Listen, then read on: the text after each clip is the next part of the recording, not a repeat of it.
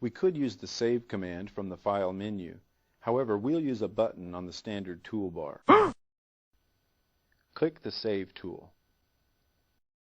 Because our workbook is unnamed, the Save As dialog box appears.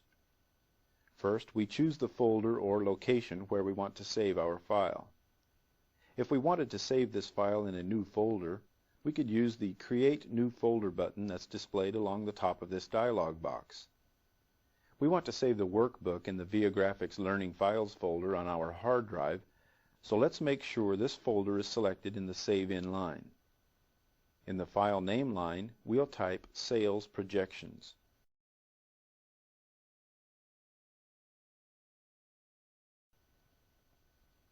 Let's take a look at the Save As Type box.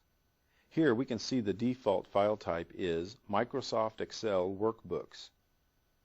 If we wanted to save this file so it could be opened in another application, we could choose a different file type. Let's take a look at the Save As Type options by clicking the down arrow button. Now we see a list of various file formats ranging from web page HTML and HTML to text, and various file formats for previous versions of Microsoft Excel. Other file options are included for Lotus 123 formats, Quattro Pro, and DBase.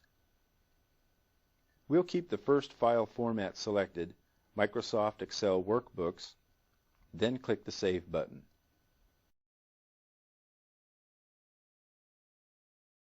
Our workbook is saved, and the file named is now displayed in the title bar.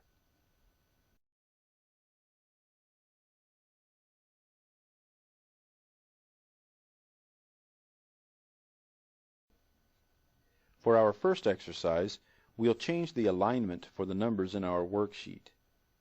Let's select this range of cells by clicking on B4 and dragging to E7.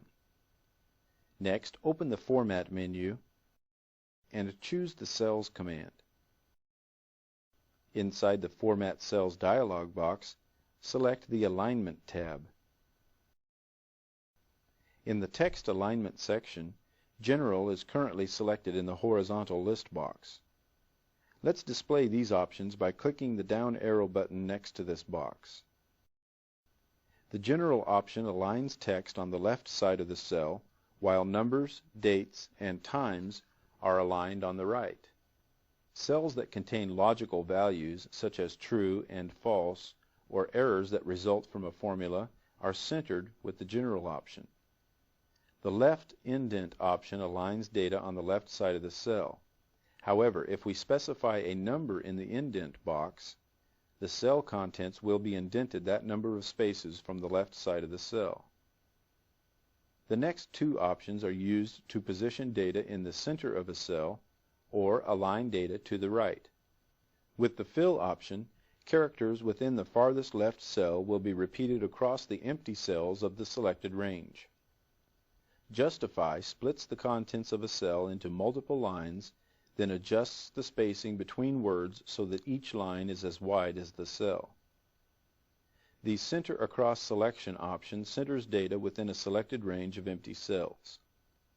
Choose Left Alignment and leave the indent box set at 0. Now let's click the arrow button next to the Vertical Alignment list box and discuss these options. By default, text is vertically aligned along the bottom of a cell.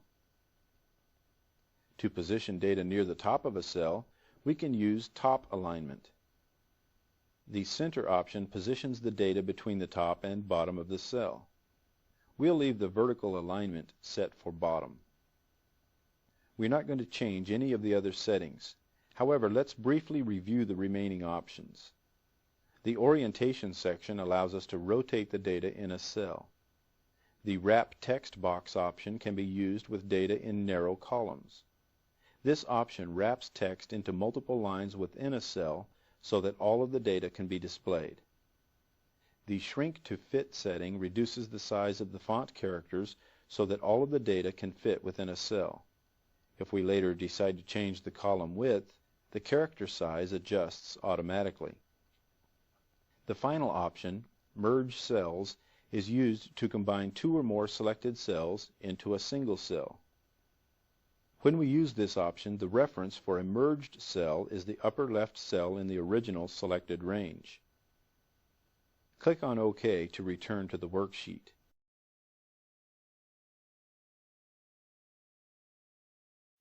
The numbers in the selected range are now aligned on the left side of their cells. Notice that some of the text we entered in row 3 is not fully displayed because the column width is too narrow. Instead of sizing the columns, let's use the Wrap Text Alignment option. Select row 3 by clicking on its heading.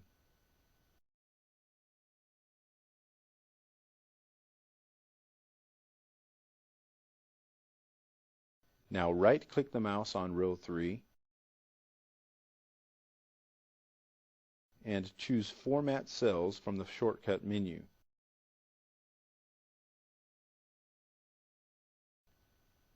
With the Alignment tab selected, click inside the box for Wrap Text.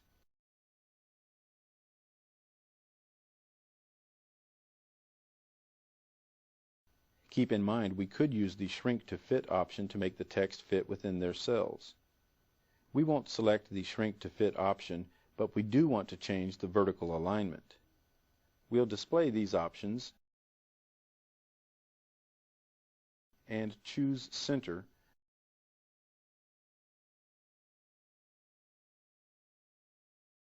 so the text will be displayed between the top and bottom of the cells. Press Enter to close this box. The alignment settings are applied and the height for row 3 has been increased to accommodate the multiple lines of text. Now we'll quickly change the horizontal alignment for row 3 by clicking the Center button in the Formatting toolbar.